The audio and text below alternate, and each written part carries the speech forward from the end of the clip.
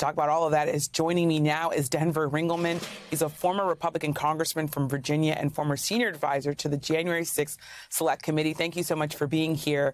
Now, you ran twice for Congress with Donald Trump's endorsement, but you recently joined the group Republicans for Harris. What is motivating you right now in this moment to support the Democratic ticket?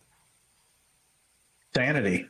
You know, when you see the hyperbolic, crap slinging that Trump just did on the clip that you played, you start to realize, as somebody who's been in the Republican Party in the past, and what you're seeing today is completely different from what you expected as far as how you believe and how you want this country to move forward in the future. And right now, I think there's a lot of Republicans that are looking at what's happening with Trump and his choice of Vance and saying maybe the future is not that specific type of Republican politics, which really isn't about conservatism.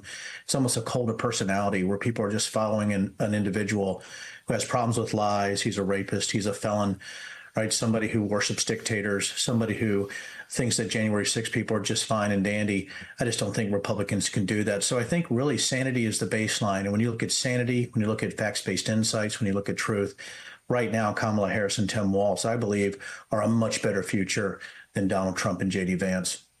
Well, very interesting to hear you boil this down to one word: sanity. Now, President Biden made protecting democracy using dark warnings about January 6th in particular a central part of his campaign. Vice President Harris has changed the tone a bit. She's been talking about joy. She's also been talking about threats to democracy, but really talking about freedoms here. What do you make of this approach by Vice President Harris and Governor Walz? The future is always better to talk about than the past. However, the past is a very good indicator of what can happen in the future, and Donald Trump's not going to let it go.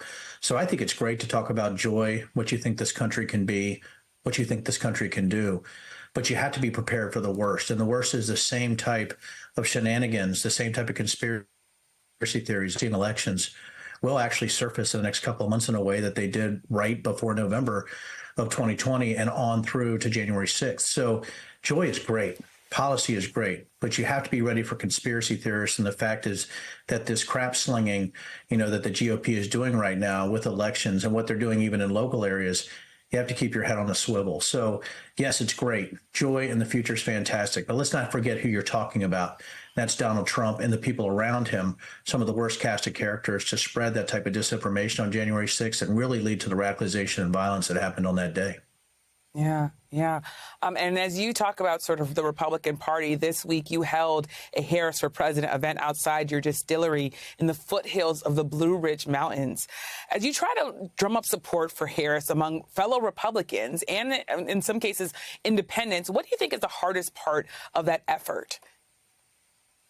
I think it's countering the fact that they've been in the same sort of ecosystems of information for a long time where, my gosh, I've had people like when we were there with Mitch Landrieu, it was about 60-40 Democrats to Republicans and independents, which was actually sort of shocking in a good way. And I think it's giving them that permission structure to say it's okay to vote outside of your tribe right now because your tribe has gone absolutely batshit, right? They're nutty. And that's the permission structure you're trying to give people, is that to save the Republican Party, we have to get this Trump metastasized cancer out of the party. And that's what I've been trying to tell people, to give them that permission structure, and that's okay. And then, by the way, Democrats or independents or what other Republicans call rhinos. I mean, you got to give me a break if you think Adam Kinzinger or Liz Cheney is a rhino, or myself, but you're calling these people rhinos. You have to see that this isn't the party that you thought you were supporting. And listen, lies are lies. And do you want to vote for a felon? Do you want to vote for somebody, who said awful things about women, has been held liable for rape? Do you want to, vote for somebody who's a conspiracy theorist or behind January 6th or loves dictators? I just keep hammering those points on, that those are insane things. Stop voting for crazy. Let's look at the future. Maybe the best way to save the Republican Party is to make sure that you vote for sanity right now and get rid of this virulent strain of Trumpism that seems to have infected the entire GOP. Well, you are definitely making that case very clear in how you're talking to other Republicans. Now, you were, of course, a former intelligence officer for the Air Force. So I want to get your take on how military service is playing out in this presidential race. As a veteran, what do you make of the Trump campaign's attacks on Governor Walz's military record? And should Governor Walz maybe say he misspoke, or do you think Republicans are unfairly criticizing here?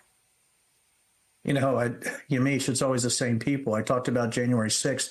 If you look at the campaign manager for Donald Trump, it's Chris LaCivita, talking about the same person who pushed the Swift boat strategies against, John Kerry. So it's always the same people. It's the same stuff. You try to spread as much stuff as you can into the media ecosystem, whether it's traditional media or non-traditional media, and hope that it sticks. And you always have these little questionable sources. Some people saying, no, he wasn't going to get out first. Yes, he was. You try to question people's service. I think it's absolutely heinous. Looking at somebody who served for 24 years, and Tim Walz did the right thing, right? He served his country honorably. She retired as a senior NCO, non-commissioned officer.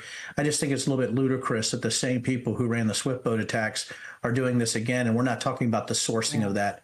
And also, Yamiche, why don't we talk about Donald Trump specifically and what he said about the military, people that served around him, and what they think about Donald Trump.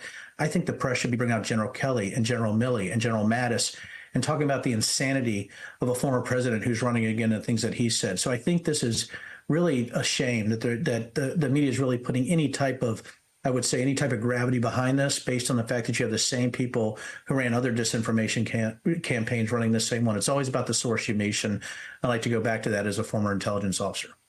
Yeah. Well, thank you so much for joining us and for really making your stances very clear.